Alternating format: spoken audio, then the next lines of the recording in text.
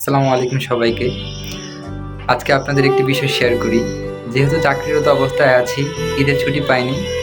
তো ঈদের আমেজটা সেভাবে আমার মধ্যে নেই। তো স্পেসিফিকলি কত তারিখ ঈদ সেটা আমার জানা ছিল না আসলে। চাকরি জীবনে ঈদের অনুভূতি বলতে কোনো কিছু কাজ করে না।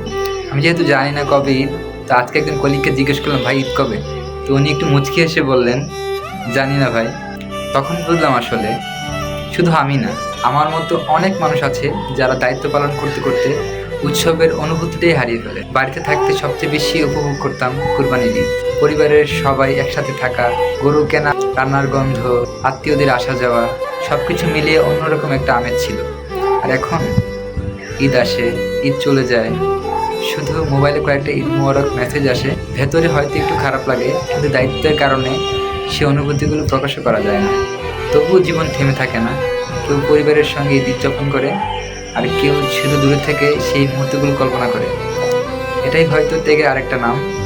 কিছু ত্যাগ বাইরে থেকে দেখা যায় না, শুধু অনুভব করা যায়। পরে একজনের থেকে জানতে পারলাম যে আগামীকাল ঈদ।